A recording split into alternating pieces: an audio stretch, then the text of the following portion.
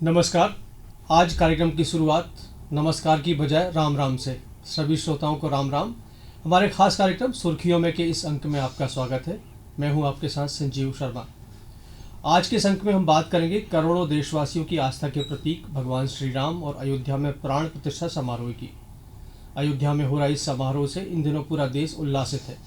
कहीं प्रभात फेरी निकालकर राम धुन से दिन की शुरुआत हो रही है, तो कहीं हवन पूजन से। देश दिवाली भी मना रहा है और होली भी, क्योंकि घर घर में दिए जल रहे हैं तो अबीर गुलाल भी उड़ रही है। सुंदरकांड, अखंड रामायण, हनुमान चालीसा का पाठ तो हमारे दिन प्रतिदिन की गतिविधियों का हिस्सा है। देश उत्सव मना रहा है, हर्षित है, उल्लासित है और सांस्कृतिक सोच के शिखर पर है। इस विषय पर और विस्तार से बात करने के लिए हमारे साथ स्टूडियो में मौजूद हैं प्रोफेसर रमाकांत पांडे जी। आप केंद्रीय संस्कृत विश्वविद्यालय भोपाल परिसर में निदेशक हैं। और दूसरे हमारे मेहमान हैं वरिष्ठ पत्रकार सुरेश शर्मा जी। आप दोनों का बहुत बहुत स्वागत है। नमस्कार। पांडे जी, शुरुआत आपसे करते हैं। भगवान राम देश के लिए क्या मायने रखते हैं? संजीव जी, भगवान राम हमारे राष्ट्र की आत्मा है, हमारे राष्ट्र की प्रेरणा है और हमारे राष्ट्र का गौरव है। यह इसलिए कि जो हमारा आदि महाकाव्य है, जो कि विश्व का आदि महाकाव्य जिसे कहा जाना चाहिए रामायण, उसके नायक हैं भगवान श्री राम।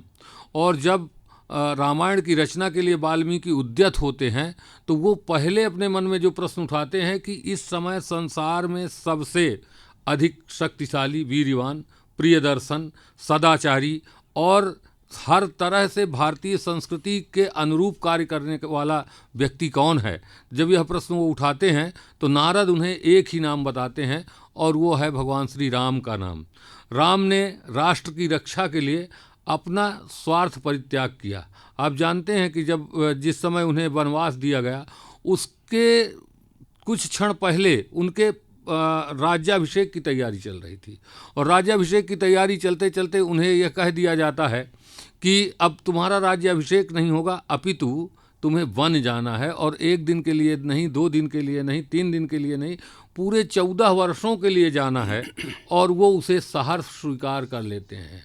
तो इस तरह से जो हमारी प्राचीन जो वैदिक संस्कृति है, तेन त्यक्तेन भुंजी था की जो संस्कृति है, उस संस्कृति को लेकर के भगवान श्री राम अपना आजीवन सत्यव्रत का पालन करते हैं।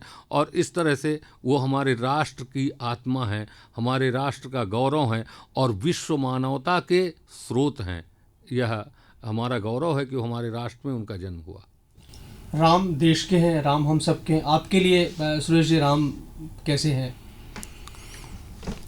राम मर्यादा के प्रतीक हैं और उन्होंने अपने पूरे जीवन काल में उन सब बातों को किया और बार बार दोहराया और किया जो मनुष्य के जीवन के अंदर मर्यादाओं का संचार करती है। आपको पिता के आदेश का पालन किस प्रकार करना है और कहाँ तक जाकर करना है, ये उनका एक मर्यादा का संदेश। अपने छोटे भाइयों के प्रति उनका क्या दायित्व है और किस प्रकार वो भाई के साथ व्यवहार रखते हैं और भाई से व्यवहार प्राप्त करते हैं।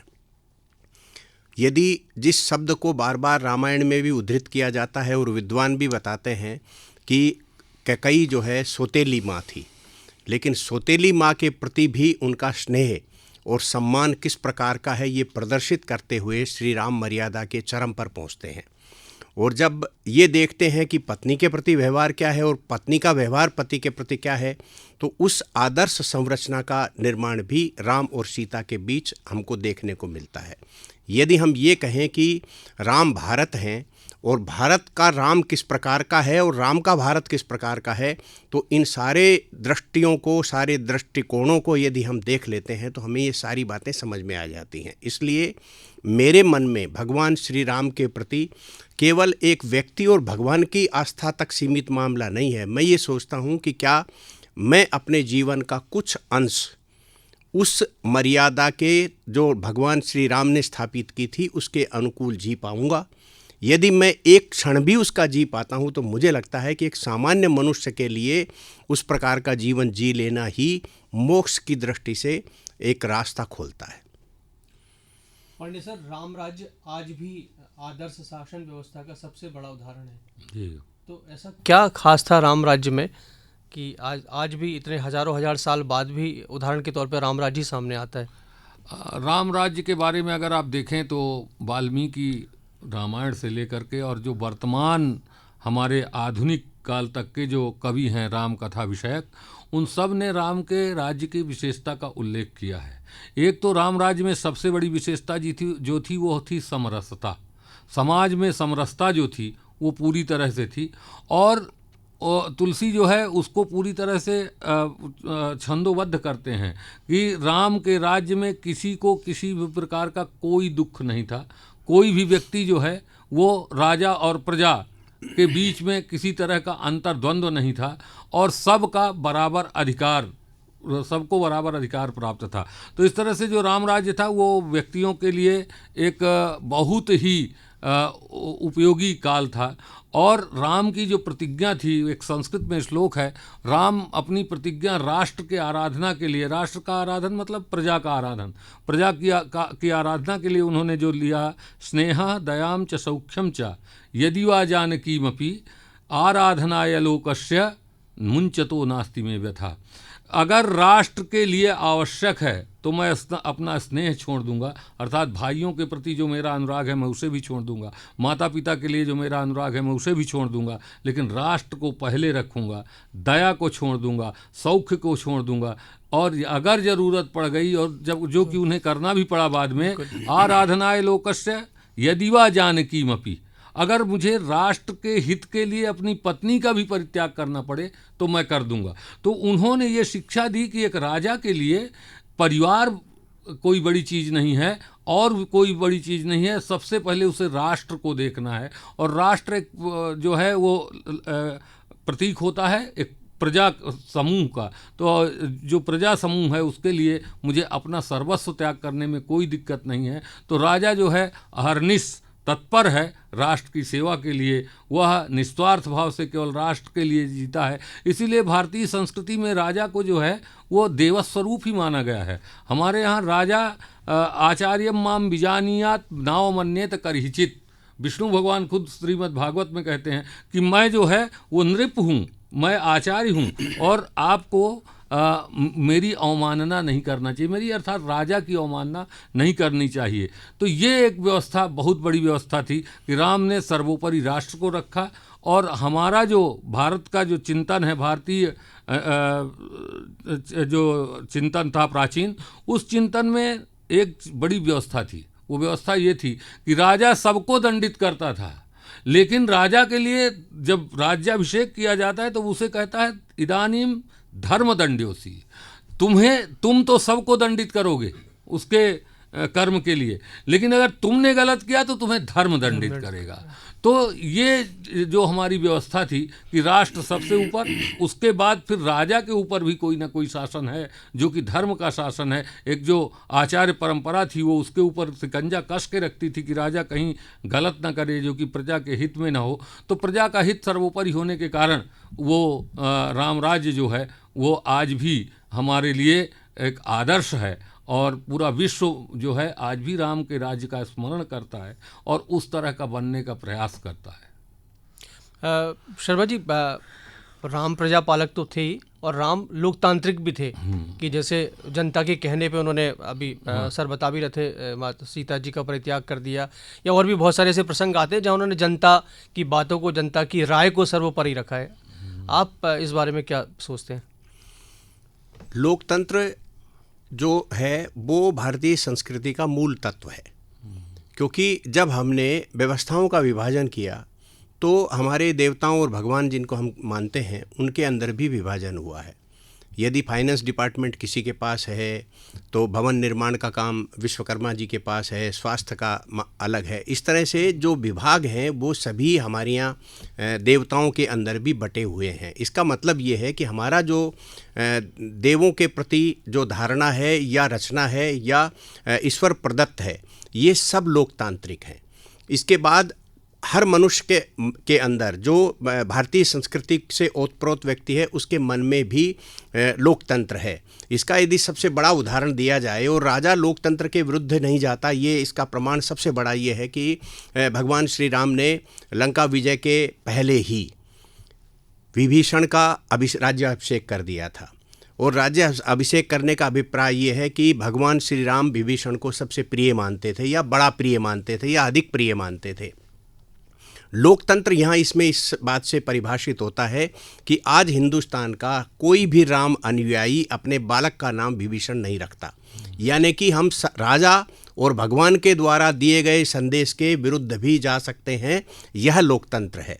और राम राज्य में लोकतंत्र इस बात को लेकर के भी मान्य था कि एक आज की दृष्टि से मैं ये शब्द इस्तेमाल कर रहा हूँ कि एक ओबीसी का या पिछड़े वर्ग का व्यक्ति यदि ये कह देता है कि सीता में दोष है, या वो अपनी पत्नी के ऊपर इस टाइप का एक इशारा करता है, तब राम सीता परित्याग करते हैं। ये लोकतंत्र में सबसे महत्वपूर्ण है कि जनता की ध्वनि को स्वीकार करते हुए राजा निर्णय ले, यही लोकतंत्र है। और मुझे लगता है कि भारत में लोकतंत्र पहले से स्थापित था और बाद में जो है स्वाधीनता के बाद उसे फिर से स्वीकार किया गया है। अब स्वीकार करने का तरीका अलग हो गया, उस समय का तरीका अलग था। यदि इस लोकतंत्र को 1947 की आज़ादी के वक्त ही भारतीय संस्कृति के अनुरूप लोकतंत्र स्वीकार किया जाता तो ये जो इतनी विकृतियाँ हमें आज दिखाई दे रही हैं, ये दिखाई नहीं देती। राम ने अपने कामों से या अपने उनसे बहुत कई आदर्श सामने लेके आए हैं, जैसे कि पिता के कहने पे वनवास चले जाना, सुग्रीव को सत्ता सौंप देना, विभीषण को सत्ता सौंप देना, मतलब एक तरह से त्याग ही उनके जीवन के हिस्से रहे हैं। तो ये त्याग राम के जीवन के हिस्से थे, ये सही है, लेकिन ये हमारे भारतवर्ष की संस्कृति का प्राण है त्याग। मैंने बताया था कि हमारे यहाँ तेन त्यक्तेन भुंजी था की संस्कृति रही है। हमने छीनने, झपटने और हराने और पराजित करके किसी का धन अपहरण करके और अपने को बड़ा आदमी बना लिया जाए, ये हम लोगों की संस्कृति में कभी भी नहीं रहा है। हम पूरे वैश्विक कल्याण की भावना से ओतप्रोत थे ऋग्वेद काल से। अब ऋग्वेद से पहले का तो कोई ग्रंथ मिलता नहीं, लेकिन आनो भद्राह कर्तवो यन्तु विश्वतः, विश्व शब्द का अर्थ है चारों ओर से, सब के लिए। तो हम लोग उस तरह के थे। तो राम ने जो है उन्होंने जो ये दिया, परित्याग किया। मतलब ये सही आपने कहा कि सुग्रीव बाली को अगर जीते थे तो बाली का राज्य भी राम का राज्य था। रावण को उन्होंने जीता, जैसे शर्मा जी ने कहा, तो रावण को पर जब उन्होंने विजय प्राप्त कर ली तो विभीषण को देने की क्या जरूरत है, उनका है। वो चाहते तो लंका को अयोध्या में मिला लेते, सुग्रीव के राज्य को भी अयोध्या में मिला लेते, और उस समय पूरा भारतवर्ष जो है वो उनका एकाधिपत्य पूरे भारतवर्ष में होता। लेकिन उन्होंने ऐसा नहीं किया, अन्यायी का दमन किया उन्होंने। जो अन्याय कर रहा है उसको ख़त्म करके, और उन्होंने वहाँ सुशासन की स्थापना की। इसलिए राम जो है त्याग पूर्वक ही सुशासन की स्थापना हो सकती है। मैं कुछ अपने लिए करता जाऊँ, सब कुछ अपने लिए करता जाऊँ तो निस्संदेह मैं विवादित हो जाऊँगा। तो राम ने जो आतताई है उसका वध किया, और उसके बाद वहाँ एक सच्चे देशभक्त को या राष्ट्रभक्त को या जो धर्माविरुद्ध आचरण करने वाला व्यक्ति है उसको उन्होंने स्थापित किया, और स्थापित करने के बाद वो अपना आगे बढ़ गए। एक छोटी सी बात मुझे याद आ रही है, राम के त्याग की बात चूँकि आपने उठाया, तो राम ने एक बार परीक्षा लेना चाहा कि देखें मेरे जाम्बवान और हनुमान ये क्या चाहते हैं, क्या मैं अगर गलत आदेश इनको दे दूं मंत्रियों को अपने, तो वो कर लेंगे क्या। तो उन्होंने जाम्बवान से कहा कि ये जो पुष्पक विमान से हम आए हैं लंका से, ये पुष्पक विमान तो हमने जीता है, और हमने जीता है तो ये हमारा है, तो हम इसको रख लें। तो जाम्बवान ने कहा कि राजा, आप चूंकि राजा हैं तो मैं बहुत कुछ तो नहीं कह सकता, लेकिन मैं इतना पुराना आदमी हूँ कि इंद्रम द्वक्षम अमंथ पूर्व मुदधि में एक बड़ा श्लोक है कि मैंने 2 आँखों वाले इंद्र को देखा था, मैंने समुद्र मथा नहीं गया उसको देखा था, मैंने शुक्राचार्य को 2 आँखों वाला देखा, मैंने कामदेव को शरीरधारी देखा, लेकिन एक चीज़ नहीं देखा था कि रघुवंशियों ने कभी दूसरे के चीज़ पर कब्जा कर लिया हो, अधिकार कर लिया हो। तो आज अगर आप ऐसा करेंगे तो मैं ये चीज़ देख लूँगा। और राम ने वो पुष्पक विमान को फिर वहाँ कुबेर के पास लौटा दिया। तो राम ने जब भी कोई परामर्श भी लिया तो वो अगर परामर्श उनके जीवन के अनुरूप नहीं रहा या हमारी संस्कृति के अनुरूप नहीं रहा, तो उसे उन्होंने स्वीकार नहीं किया। इसीलिए राम, जैसा कि शर्मा जी ने कहा कि वो मर्यादा पुरुषोत्तम थे, तो मर्यादाओं को उन्होंने उत्कर्ष प्रदान किया और मर्यादाओं का पालन करते हुए वो आज भी मर्यादा पुरुषोत्तम के रूप में आज युगों युगों से हम सब के बीच में विद्यमान हैं और आज भी राम हमारे जीवन में हैं, इसमें कोई संदेह नहीं है। राम के राजकाज के जो तरीके या रीति नीति थी वो आज भी देखा जाए तो हमारी शासन व्यवस्था में एक बड़ा हिस्सा है। हम आज भी, भारत कभी किसी पे आक्रमण नहीं करता, हम पहले आक्रमण की नीति के हमेशा से विरोधी रहे हैं। तो अभी के दौर में राम के या राम राज की प्रासंगिकता को आप किस तरह से देखते हैं? देखिए, रामचंद्र जी के समय जो अर्थव्यवस्था थी, उस अर्थव्यवस्था में अधिक कर संचय का प्रावधान नहीं था। कर संचय उतना ही किया जाएगा जितना सामने वाले की पॉकेट अलाउ करती है, जेब की उसकी क्षमता है उस हिसाब से। और अभी हम जब आज की अर्थव्यवस्था के साथ इसकी तुलना करते हैं तो निश्चित रूप से ये पहली बात तो मैं ही खुद कहूँगा इस बात को कि दोनों की तुलना नहीं हो सकती। फिर भी यदि हम तुलना करने का प्रयास करते हैं तब हम पिछले कुछ समय से एक चीज़ देख रहे हैं कि सामान्य व्यक्ति की जो जेब खाली रहा करती थी, उस जेब के अंदर सीधे पैसे डालने की एक परंपरा शुरू हुई है, जो कहीं न कहीं ये कहती है, ये संदेश देती है कि हर व्यक्ति को अपने हिसाब से अपनी व्यवस्थाओं का संचालन करने का अधिकार है। दूसरा, एक सबसे बड़ी चीज़ ये है कि राम राज्य में भ्रष्टाचार नहीं था, लेकिन आज की व्यवस्थाओं में भ्रष्टाचार सबसे प्राथमिकता और पहला बिंदु हो गया है ये। लेकिन आज के लोकतंत्र में यदि वर्तमान सरकार के संदर्भ में बिना प्रशंसा करे यदि कोई बात कही जा सकती है तो ये कही जा सकती है कि भ्रष्टाचार से संचित किए हुए धन को राजकीय कोष में लाने के प्रयास जो हैं, ये राम राज्य के किसी न किसी एक व्यवस्था की ओर संकेत करते हैं। इसके अलावा यदि इसको और धीरे धीरे बढ़ाते चले जाएंगे तो ये बात आती चली जाएगी। एक जो सबसे गंभीर और पॉलिटिकल बात है वो ये है कि राम राज्य में भी जो अन्य राजा थे, यानी कि जिनको हम विपक्षी की संज्ञा दे सकते हैं, वे राष्ट्र और धर्म दोनों के बारे में चिंतन करते थे। आज हम सब लोगों के लिए निश्चित रूप से ये चिंता का विषय है कि यदि हमें सत्ता प्राप्त करना है तो सतमार्ग, धर्म के मार्ग पर चलकर हम प्राप्त करें, यानी कि राम राज्य की स्थापना के लिए राम के पथ पर चलकर हम यदि सत्ता प्राप्ति की ओर देखेंगे तो जनता स्वाभाविक रूप से उसे सर आंखों पर लेगी। लेकिन आज जो है राम राज्य की स्थापना के लिए, सत्ता प्राप्ति के लिए धर्म का रास्ता चुनना बहुत कठिन कार्य हो गया है।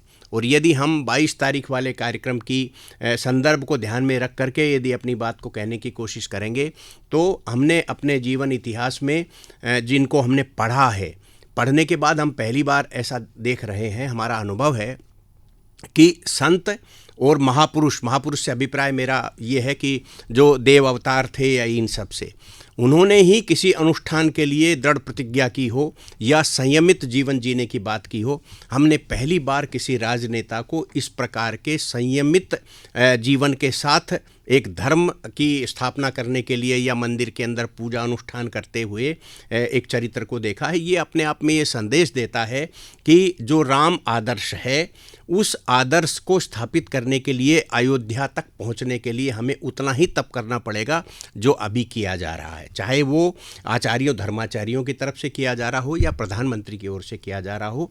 ये एक ऐसा संदेश दे रहा है कि हम ड्रामा करने की बजाय उस व्यवहारिक राम पथ, मार्ग जो है उसकी तरफ जा रहे हैं। और मुझे लगता है ये भारत में पूरे विश्व को संदेश देने के लिए पर्याप्त है। और इसका भी एक रास्ता ये है कि अमन आसपास के देशों में देखेंगे तो जो राम के प्रति उत्साह उत्पन्न हो रहा है, भारत की जनता में देखेंगे जो राम के प्रति उत्साह पैदा हो रहा है, ये जागृति ही हम सब लोगों के लिए एक महत्वपूर्ण पक्ष है। सर, 22 जनवरी देश के इतिहास में या दुनिया के इतिहास में स्वर्णिम अक्षरों में दर्ज हो गई है। आप 22 जनवरी के इस महत्व को कैसे देखते हैं? 22 जनवरी मैं इस तरह से देखता हूँ कि जो हमारी संस्कृति में एक रिक्तता थी, शून्यता थी, राम जन्मभूमि जो कि जिसके कारण राष्ट्र हमारा राष्ट्र के रूप में जाना जाता है, और राम का जो चरित्र है वो जिसके कारण हमारा देश जो है पूरे विश्व में विलक्षणता को प्राप्त करता है, उन भगवान श्री राम की प्राण प्रतिष्ठा होना अयोध्या में, जो कि उनकी जन्मभूमि है, यह निस्संदेह हमारे लिए एक गौरव की बात है, और न केवल हमारे लिए बल्कि पूरे विश्व मानवता के लिए ये गौरव की बात है कि उस दिन जो है हमारे आराध्य की, या ये भी कहें कि एक लोकतंत्रात्मक जो प्राचीन सत्ता थी उसके जो नायक थे उनकी प्राण प्रतिष्ठा हो रही है। जो पिछड़े वंचितों और वन में रहने वाले ऋषियों मुनियों और जो आदिवासी समुदाय के लोग हैं उन सब को एक समेट करके एक साथ रख करने में जिन्होंने सतत प्रयास किया, और जो उनके राज्य की या उनके राजनीति की जो विशेषता थी उसके जो उन्नायक हैं वो वहाँ पर विराजमान हो रहे हैं।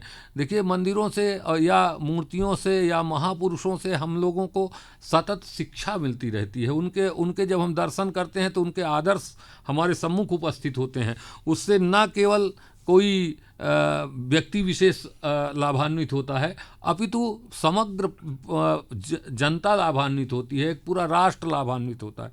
तो वो उससे जाते हैं, हम उससे प्रेरणा प्राप्त करते हैं और फिर अपने कार्य में जुट जाते हैं।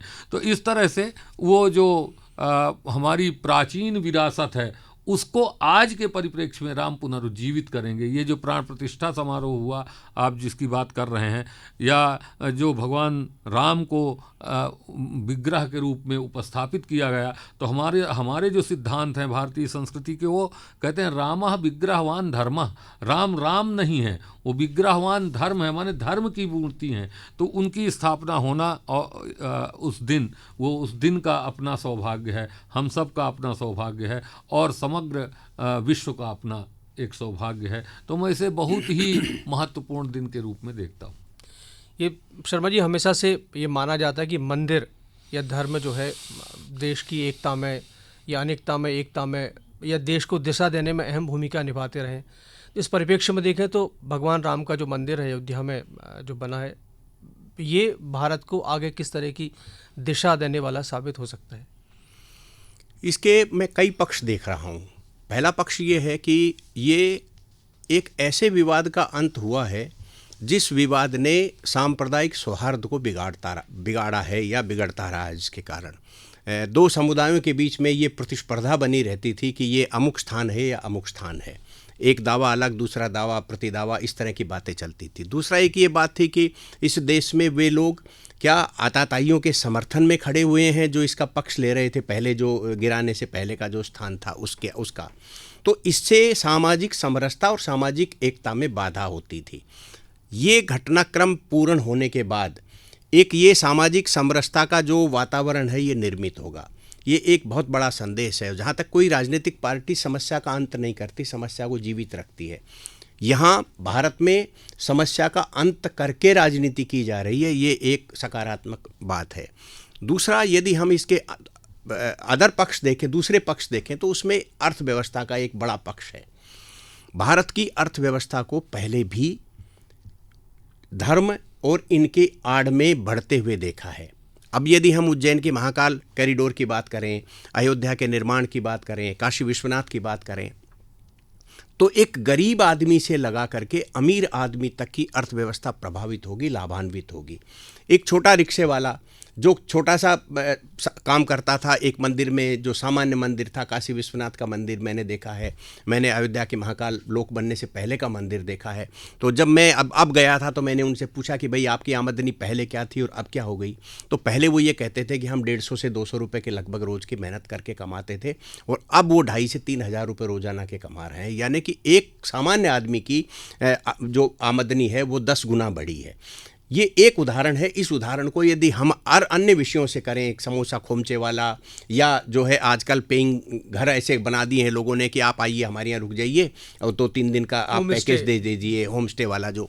तो ये जो चीज़ें हुई हैं ये आसपास के क्षेत्रों को दूर तक, राम जी के मंदिर के बाद आप उस पूर्वांचल की कल्पना करिए जहाँ गरीबी है, जहाँ आर्थिक व्यवस्थाओं का बहुत संसाधन नहीं है, इंडस्ट्री नहीं है। तो अब वहाँ की अर्थव्यवस्था में एक बड़ा उछाल आएगा। बड़े होटल बन रहे हैं, बड़ा एयरपोर्ट बन गया है, लोगों का बाहर से लोगों का आना जाना होगा। तो इसका जो फैलाव होगा आर्थिक व्यवस्थाओं को, वो कहाँ तक जाएगा, ये एक दूसरा पक्ष है। आप वैज्ञानिक दृष्टि से यदि हम देखने की कोशिश करते हैं, तो मैं पिछले दिनों एक चीज़ देख रहा था, तो वो बता रहा था कि एक कटोरा टाइप का उसने रखा और उसको बजाया उसने, और कहता इससे जो तरंगें निकलती हैं, इन तरंगों को कम से कम 1-2 बार दिन में सुनना चाहिए। ये इस टाइप का वैज्ञानिक उन्होंने बताया। हमारे यहाँ मंदिर का घंटा जो है उन्हीं तरंगों को जो है भेजता है।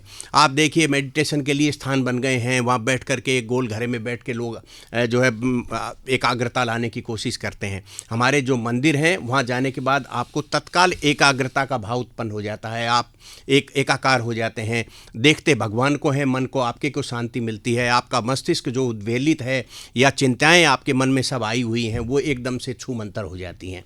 तो ये हमारे ऋषि मुनियों के द्वारा जो हमारी सनातन संस्कृति वैज्ञानिक स्वरूप को लेकर के आगे बढ़ती है, कदम कदम पर आगे बढ़ती है, उस मंदिर जो है उनके स्वरूप हैं।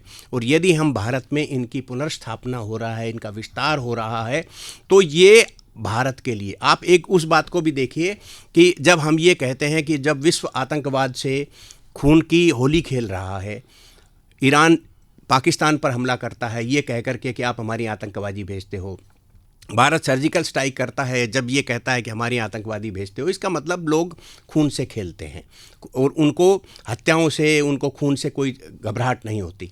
भारत की संस्कृति ही ये कहती है कि शांति, विश्व की शांति की कल्पना करती है, कुटुंब मानती है पूरे विश्व को, और वहाँ हम ये संदेश देने का प्रयास करते हैं कि सारा रास्ता जो है वो शांति से निकलेगा। चाहे हमारे वेद शास्त्रों की शांति की बात हो, चाहे महात्मा गांधी की शांति की बात हो, सब जगह से हमारे यहाँ शांति का संदेश जाता है और यही संदेश आने वाले विश्व में जाएगा और इससे जो आज समस्याएं हैं उनका समाधान निकालने की दिशा में काम होगा। मुझे लगता है कि ये मंदिरों की स्थापना या मंदिरों का वैभव हमारे लिए। दूसरा एक मैं बड़ी महत्वपूर्ण बात सोच रहा था और वो ये कि ये दक्षिण भारत और उत्तरी भारत में असंतुलन भी है। दक्षिण भारत में इतने मंदिर हैं और वहाँ आप देख लीजिए किसी भी प्रकार के कोई विवाद की बात नहीं होती, क्योंकि वहाँ इसलिए शांति है क्योंकि उनको ये मालूम है कि मन में तनाव आया और जाकर के किसी बड़े मंदिर में चले जाइए आप, और वहाँ लोग जाते हैं, वहाँ बड़े। अब उत्तर भारत में भी ऐसी व्यवस्थाएं हो गई हैं और भारत का जो संतुलन बनने वाला है आने वाले समय में, आने वाली पीढ़ियों के लिए जो दिया जा रहा है, मुझे ये लगता है कि यदि खुले दिमाग से इस पर विचार किया जाए तो ये सभी धर्म और सभी जो जातियां हैं, समाज है, विभिन्न वर्गों के लिए ये बड़ा हितकारी और लाभकारी होगा। मुझे लगता है कि ये बहुत बड़ा काम हुआ है और बहुत बड़ा काम आने वाले देश के संरचना के लिए लाभकारी होगा। प्रोफेसर पांडे, जैसे कि शर्मा जी कह रहे थे अर्थव्यवस्था में बड़ा फर्क पड़ेगा, तो अर्थव्यवस्था और धार्मिक आध्यात्मिक पर्यटन के लिहाज से आप अयोध्या में जो राम मंदिर का निर्माण हुआ है इसको किस नज़रिए से आप महसूस करते हैं? हमारे यहाँ जो अभी शर्मा जी संस्कृति की बात कर रहे थे, हमारे यहाँ 4 पुरुषार्थ हैं, धर्म, अर्थ, काम और मोक्ष। तो जो धर्म है वो चारों में अन्वित होता है, चारों से उसका संबंध है। माने धन आप अगर किसी अन्य अधर्म करके कमाते हैं तो उसको हम लोग अर्थ नहीं मानते। धर्म पूर्वक अर्जित किया गया अर्थ, धर्म पूर्वक अर्जित किया गया काम, यही सब हमको लेना है। तो ये जो मंदिर भगवान श्री राम का बन रहा है और इससे धार्मिक दृष्टिकोण से भी अगर आप यात्रा करते हैं, और जैसा उन्होंने कहा कि बहुत सारे लोग इसमें यात्रा में आएंगे, तो नीचे से सोपान से लेकर के जो बहुत नीचे काम करने वाला, कोई फूल बेचने वाला है, कोई अगरबत्ती बेचने वाला है, कोई रेवड़ी बेचने वाला है, कोई फल बेचने वाला है, और कोई बड़े बड़े होटल बना करके 5 स्टार दे रहा है, और कोई हवाई जहाज़ चलवा रहा है। तो ज़मीन के आदमी से लेकर के ऊपर तक के आदमी को जो है ये धर्मपूर्वक अर्थ जो है वो प्राप्त होगा। तो इसमें निस्संदेह एक बहुत बड़े बहुत बड़ा लाभ होने वाला है। मंदिर है, जैसे धार्मिक स्थल हैं, इनमें केवल एक व्यक्ति लाभान्वित नहीं हुआ करता, बल्कि न एक किसी वर्ग विशेष को लाभ हुआ करता, बल्कि पूरे हर तरह के लोगों को लाभ होता है। तो इससे ये सारे लोग जो है लाभान्वित होंगे। तो आर्थिक दृष्टिकोण से, और जो आपने पर्यटन की बात की कि धार्मिक पर्यटन आध्यात्मिक पर्यटन, तो पर्यटन वास्तव में इससे बढ़ेगा। क्योंकि अयोध्या तो जा रहे थे लोग तब भी, लेकिन अयोध्या में वो चीज़ें नहीं थीं जो अब हो जाएंगी या हो गई हैं। अभी आप देखें कि उत्तर प्रदेश में हम लोगों ने भी रामनवमी के दिन जो उत्सव मनाया जाने लगा है वो कितना प्रभावशाली हुआ। हम लोग भी यहाँ भोपाल से हमारे बच्चे गए और वहाँ हम लोगों ने नाटक का मंचन कराया राम जन्मभूमि में भी और राम जन्म में। और आप देखेंगे अभी ये दीपावली के दिन जो दीपोत्सव हुआ उसमें भी भोपाल से हमारे बच्चे गए। तो हमारे बच्चे नहीं गए बल्कि पूरे विश्व के लोग वहाँ आए थे। तो एक वैश्विक एकता की स्थापना भी इन धार्मिक और आध्यात्मिक पर्यटन के माध्यम से होती दिख रही है और ये बहुत ही प्रशंसनीय उपक्रम है, इसमें कोई संदेह नहीं है। भगवान राम पे चर्चा तो हरि अनंत, हरि कथा अनंता की तरह विशाल है, जिसका कोई और छोर नहीं है। लेकिन हमारे पास अपनी समय की सीमाएं हैं, सवाल बहुत सारे हैं, जिज्ञासाएं बहुत सारी हैं, लेकिन आज इस चर्चा को यहीं विराम देते हैं। फिर अगले अंक में हाजिर होंगे किसी नए विषय के साथ। तब तक के लिए इजाज़त दीजिए। नमस्कार। धन्यवाद। नमस्कार। बहुत सुंदर हो गया।